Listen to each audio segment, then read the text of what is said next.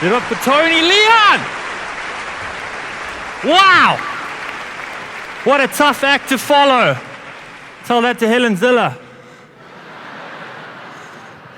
Can we go back to slide number 1? All the way to the beginning. I am not a speaker. Those are speakers.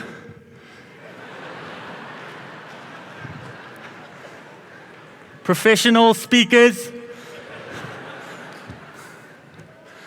I am a comedian. Yay!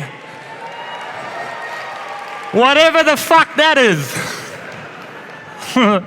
I am a stand-up comedian, and this is called How to Kill and How to Die, being a stand-up comedian.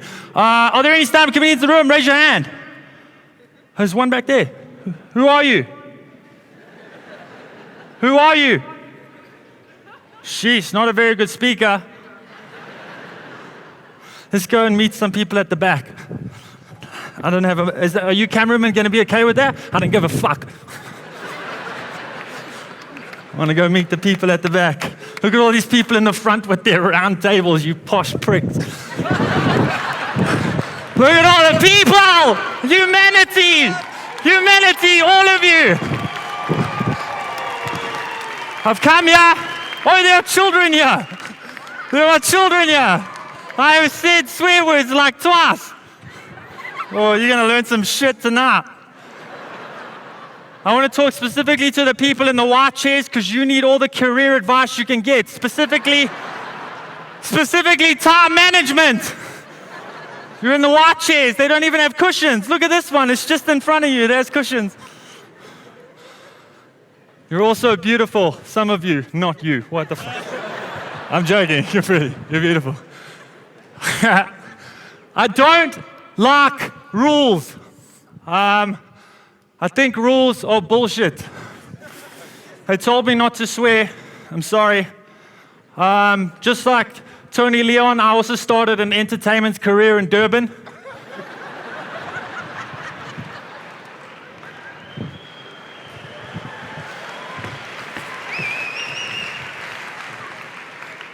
How does this? Oh, I keep pushing the laser thing. Guess what? It's not working. We used to laugh at comedians and listen to politicians. Now we laugh at politicians and listen to comedians.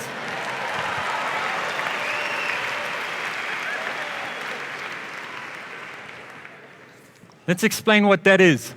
I am comedian. That's not a grammatical error. Sorry, children. Should be an A there, but there isn't, because comedian isn't a job. It's not a career. It's not a choice. It's a calling. If I had a choice, I would have been a gynecologist.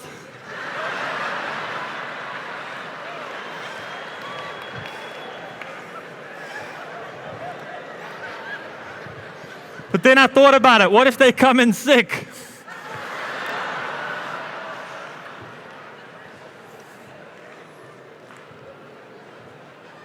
I can't explain to you what being a comedian is like because there are so many different genres. It's like being a musician. Your historical, what you did in the past makes you the type of comedian you are, right? I can't explain that.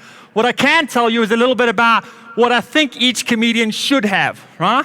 I think each comedian should have amazing ability to walk in someone else's sneakers. We need to be able to find out what you're feeling. Like you with that shirt that's too small for you. You. Whose shirt is that? Stand up. Stand up. Stand up. Not you. Not you. Him. Look at him. Whose shirt is that? Is that your little brother's shirt? Is there a little brother there? Someone naked trying to do his homework while you got that small shirt on? Did you not want to stand because you forgot about leg day?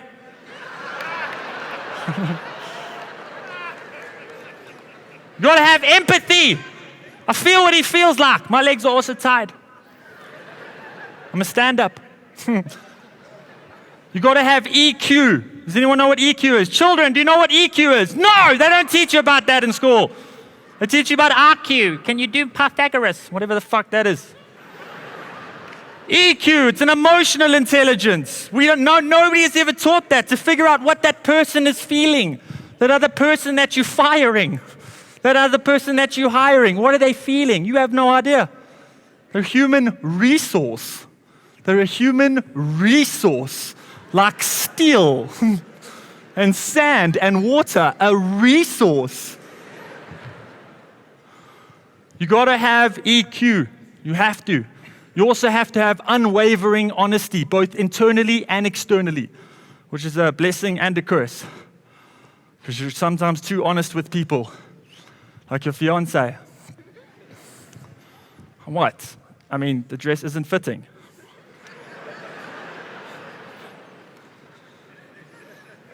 Looks like you have 4 boobs.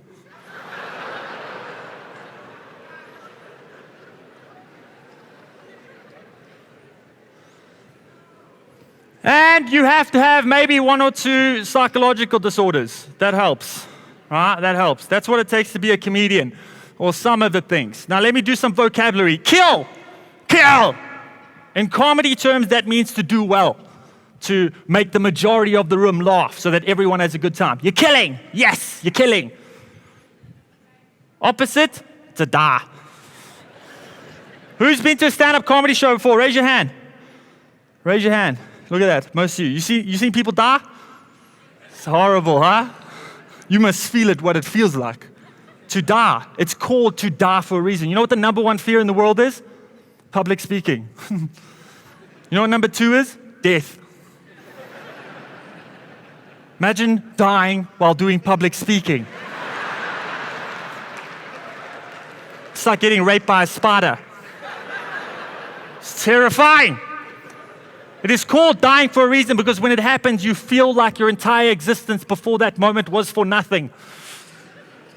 This is you in front of these strangers, and they're all judging you like they know you. It's a difficult thing, and that's why it's called dying, right? So, where does a comedian come from? I come from a tiny little town called Amanzimtoti. Anyone heard of it? Small town, small minds. I come from Amanzimtoti, which only works in the festive season. That's the only time it's an actual town, is when you inlanders come to the coast, or as we call you, Valis. You come to the coast and you forget how the fucking sun works. That's how you notice if someone was on holiday, is how red they were. It was a town with no ambition. We had about as much ambition as a surfer living in a tree house made out of his own dreadlocks. We didn't go anywhere. We didn't need to go anywhere. We were in a comfortable little pot. Bananas and avocados grew on the trees. Do you know how fucked up it was to go and buy an avocado from Woolworths? We were comfortable. It was okay there. Durban was our big city. Durban. Durban was a big city. Johannesburg was the Wizard of Oz. Any international only existed on a TV screen. We didn't even know about it. It was amazing. It's where you didn't care. People were born there, got divorced there, and died there. You could live your entire life in slops until your belly grew big enough so that you didn't know if you were wearing slops or not. The reason I wasn't there for long, then we moved out. Then my father moved us. I was in 4 different high schools. That'll teach you to make friends. I was the new kid 4 times in a span of high school. I was the new kid. You know how hard that is? Obviously not. You probably had muscles, didn't you? Check my muscles. I don't need a personality. I had an absent present father. My father never had a job, never could keep a job. You know, one of those dads that's always there for you.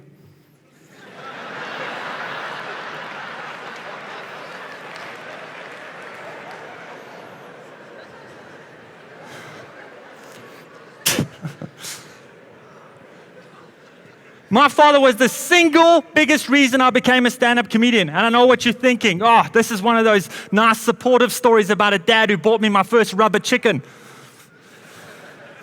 No, it's the other story. the drunk, alcoholic, distant, emotionally retarded, violent bigot of a father. That's who he was. And he was perfect for me. He taught me everything I know about humanity by teaching me fuck all. Everything he was, I wanted to be something different, and that's what was the beauty about that man. He's still alive, I think. He lives in Toti. Who the fuck goes back there? He taught me how, you wouldn't believe what it was like at home, dodging those polluted sort of fights that you would have about dishes and da-da-da-da-da. And I'm like, you've been here the whole day. You used all the dishes. I said as a 9-year-old. It's difficult growing up. I grew up poor. I know, right? A white person that grew up poor. What the fuck? Who else grew up poor? Black people don't count.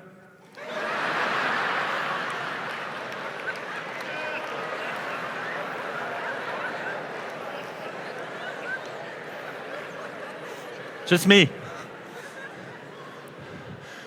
Talking quietly about my generation. And we have to talk quietly about my generation because I'm white. I'm too young to have been brainwashed by the old system into bigotry and stupid, just basic retardedness. Excuse me for that word, if there are any. And I'm just old enough to carry my father's sin on my back, like I'm some sort of hunchback trying to make the nation laugh when they don't like the color of my hunch. It's difficult. We're not allowed to talk about it. We have to talk about it quietly. All I ever did was stay out of the home. That's all I ever did, was I managed to get out of home because my bigot parents were getting pissed off because the land that was stolen for them was getting taken away from them. We raped that land first. And so it was just a negative place to be. They were pissed off. And all the stuff, 8, 9, 10 years old, we saw that stuff that Tony was talking about, the stuff that was happening in the streets, the injustice, the transition that was happening. That was coming down on all of our heads by our white parents that we didn't understand. We were just like, can I just go surfing and listen to Nirvana?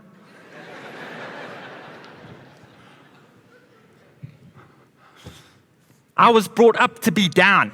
That's what my parents taught. They taught, those are your cards, deal with it. Sorry, that's it. That's what you have to be, a mechanic somewhere in Durban, fixing scooters or whatever. That's what was decided. There was no tertiary education at all. Never. There was barely any primary school. Was there those people knocking on the door about the money? No, I didn't learn that much.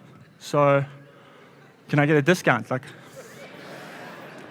no maths, like no maths. So we barely had any education, tertiary education. For the first time the other day, I found out that a Bachelor of Arts is not a single guy that paints.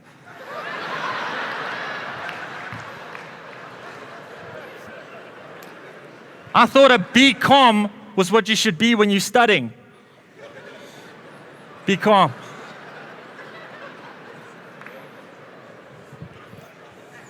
But I guarantee you, I do not have tertiary education, but I guarantee you, and I know this, because I'm about to marry a chartered accountant. And I earn a fuckload more than her.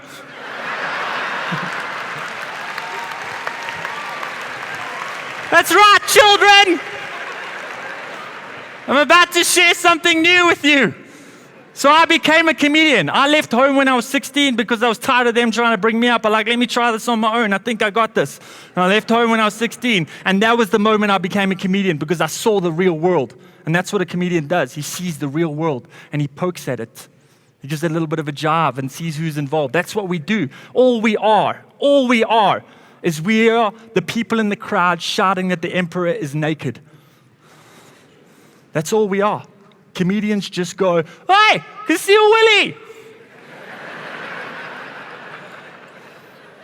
Dick jokes and truth. That's what a comedian is. So I became a comedian. So what is it like being a comedian? I would like to talk to the children for this part Because you will get a bunch of motivational speakers. Hey, everybody, be positive. Get up with me, clap, yeah.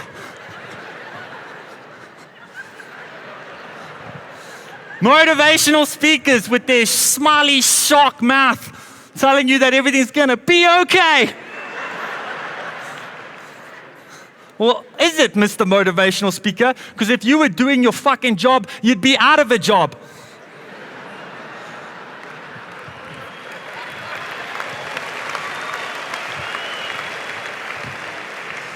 They come and talk about their successful self-help book. Do you know why they're successful? Because they have a successful self-help book that you bought and made them successful. Don't let them lie to you. Your dreams are difficult.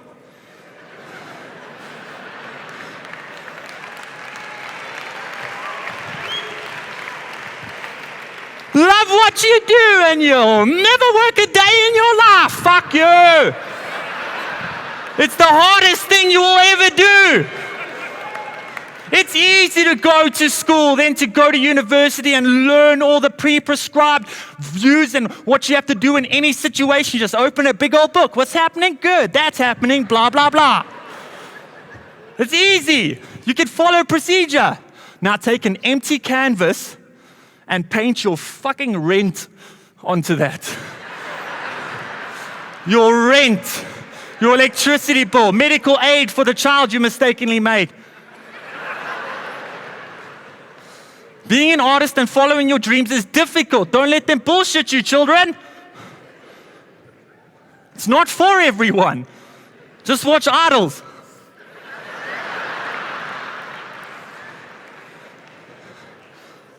It's maybe not for you. Maybe there are a few people in this room that will follow their dreams. Maybe just a few, but not all of you.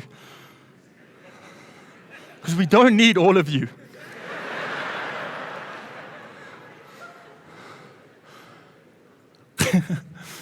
Oh, sorry. Why is that? Sorry, could you? How do I?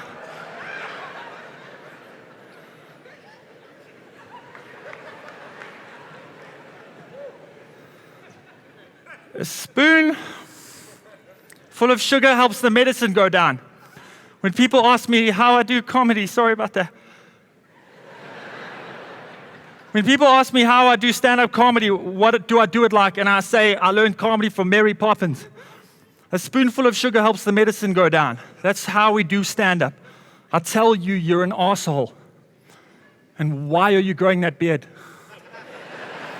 I know you think you look like a hipster, but that's leaning over to religious. But if we do it nicely, you go shave.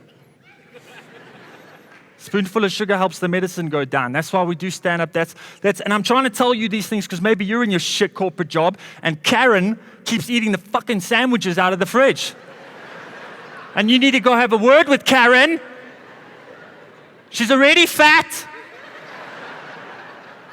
Spoonful of sugar helps the medicine go down. Although she's probably had a lot of sugar in her time. No more sugar, Karen. That's type 2 diabetes. Success is not what it used to be. We all got this notion of what success is, right? We all have this notion that's been told to us by the media.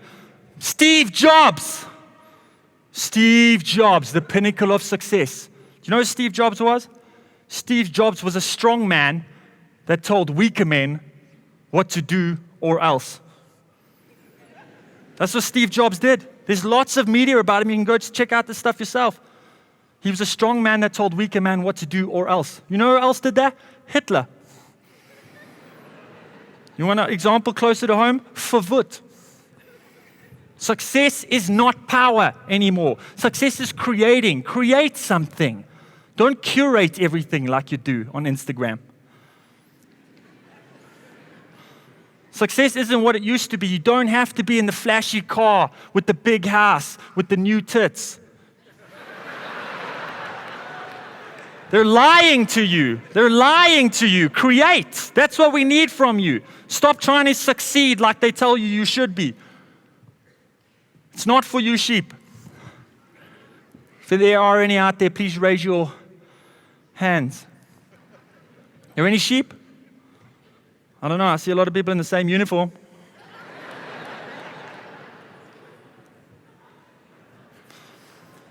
Speaking of you guys, subjugation education. There's so much, the education system is broken. It's completely, irreparably broken. How many students are there here tonight? Not you students, you like children. How many university students are there tonight? Raise your hands. Not a lot, eh? Not a lot. Busy schedules, studying, planning for their future, burning down universities. Busy times. We've been taught this old way. We were taught it. We were taught this whole time about how we should live and where we should end up. Do you know that all of us exited school knowing what a cumulonimbus cloud was? But fuck all idea how to handle student debt. Have you ever looked up and gone, it's a cumulonimbus. Ha! It's great. Hey, hey. You know what that cloud's called? I don't give a fuck. It's a cumulonimbus. Home economics. They told you how to make a cottage pie, but nothing about a home loan. Isn't home loan home economics? Why is there no education structure? I don't need geography. I need how a bank works, how tax works. That's what we needed to know. And I know this for a fact because I fucked it all up afterwards. Got a clothing account at YDE. Don't wear any of those clothes now. Corporate queues to cubicles. They all put you through this treadmill. They tell you how you must do it. You got to get that degree. There's an obedience structure when you're a child. You are seen and not heard. What could a child add to a conversation anyway? They're idiots. Then they go into primary school. You're taught about cumulonimbus. Then you go into high school and you're told about university.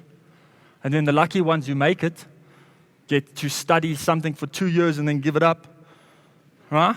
Who is using their degree today who studied that degree? Raise your hands if you're using that degree. Right?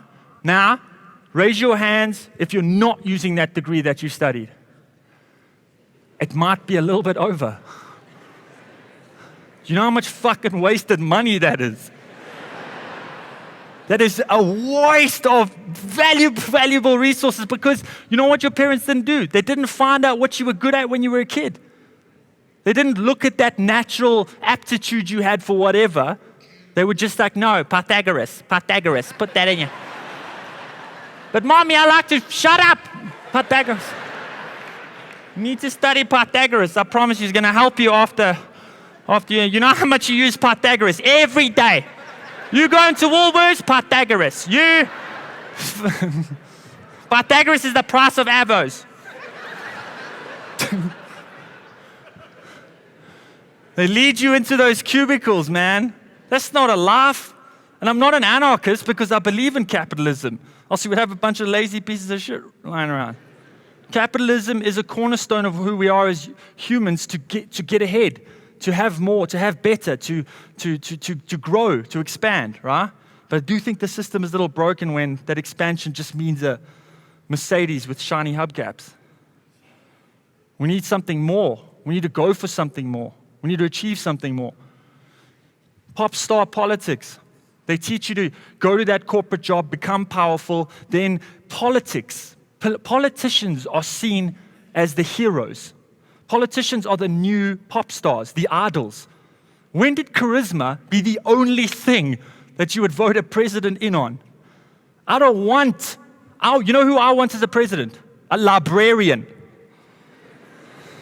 I want a quiet, diligent librarian just doing the admin of the country. I don't want a pop star who can't count.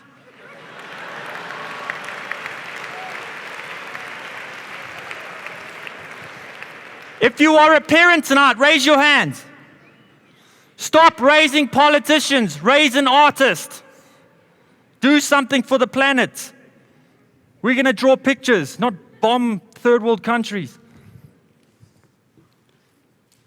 How to die.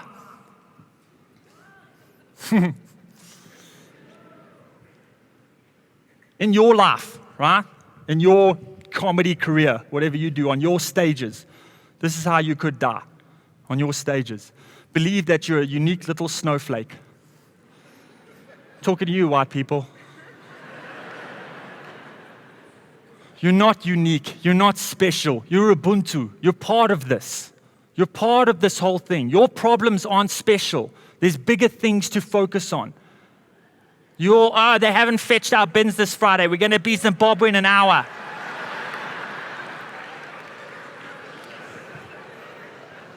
White people piss me off. You all think that we're in trouble. You all think that we're in trouble. Our economy, we're going to be a junk state. We're going to be a junk state. Scary. If our economy is so bad, then why is there a business that has multiple branches around the country exist that sells outdoor furniture? Patio fucking warehouse. How does that business exist if our economy is in trouble? They sell chairs that you keep outside. We are fine. You are fine.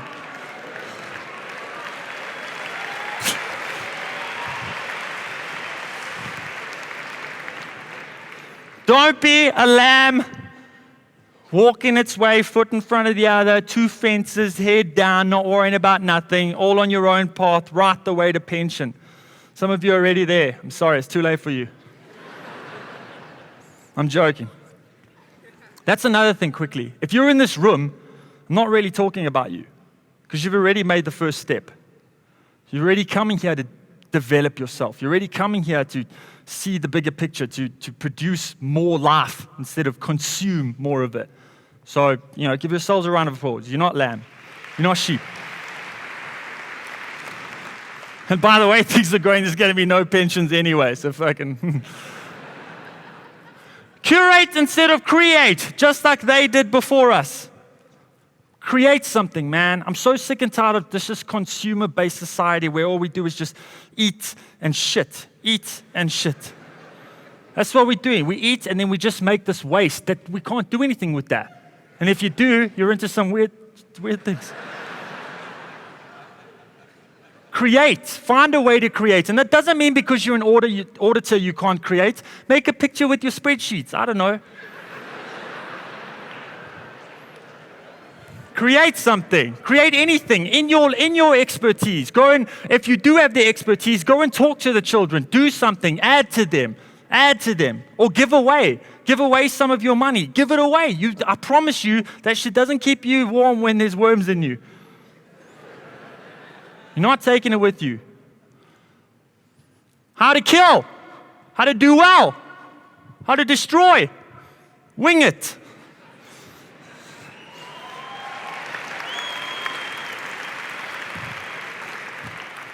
Wing it. You don't know what you're doing. You have no idea. None of you do. That doesn't mean you're not succeeding. Just wing it. Take the step tonight. You don't just step blindly into whatever you really want to do. If you're sitting with your boss, maybe don't show too much excitement right now. There's procedures. But seriously though, quit. Quit. Leave them. Walk out. You do not need them. I promise you. If you have the passion and the will and the faith, you can do it tonight. You can walk out of that shitty corporate building with too much glass and you can go do whatever you want. If you want to be on top billing for crocheting car seat covers, be the best. You don't know what you're doing anyway, so just go for it. 16 and 60. What I do every day is I meditate because my brain is scary. When I was 13, 14, 15, they gave me all those adolescent diseases. You remember them? ADD, manic depression, bipolar. You know all of those? Before modern psychology just used to be called being a teenager. They gave me all of those. They gave me the pill. You know the pill that makes you a happy, docile cow? And you go off to that doesn't know he's gay yet guidance counselor. And he says to you, how is your family life? And you're like, it's a little fucked, Mr. Rogers, I'll be honest with you. And is that a thong?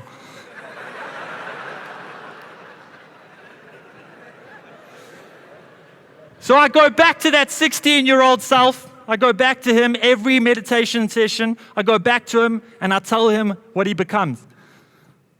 I tell him he's sad, confused, lost. He's hanging on by a thread. He has trust no one, not even his own family. He's terrified.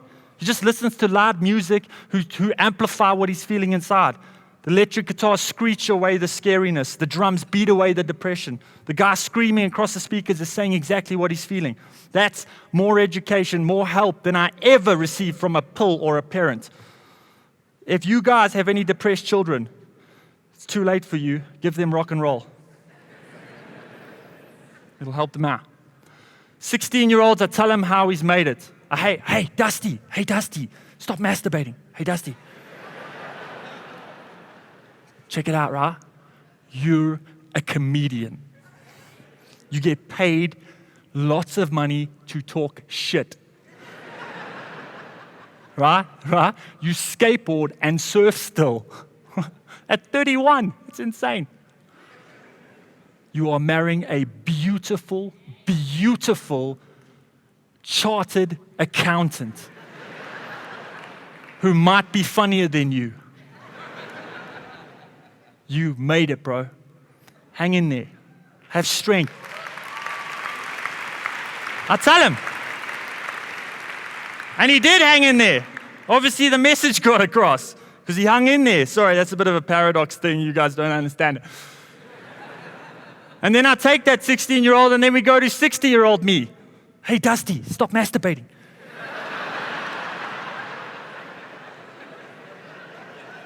He's not short, he's in a chair.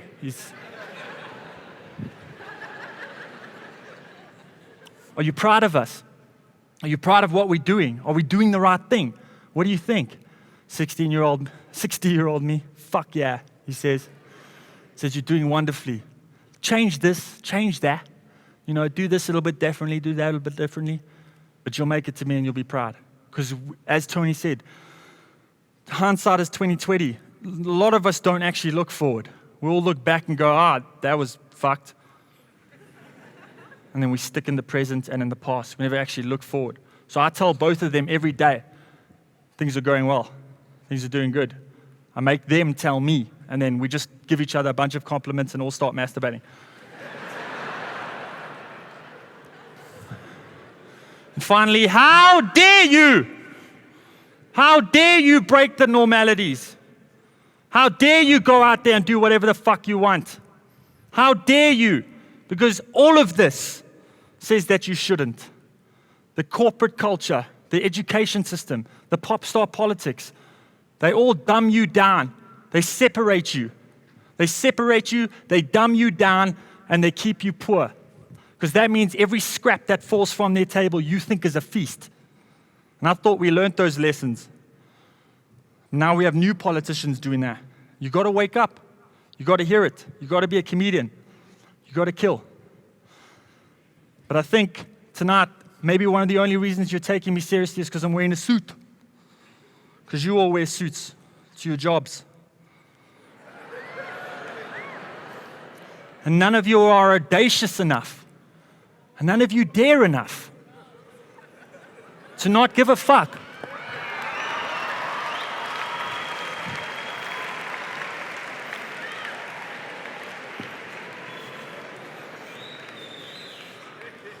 You're all scared. You're all afraid. You're all skinny. It's from Zara.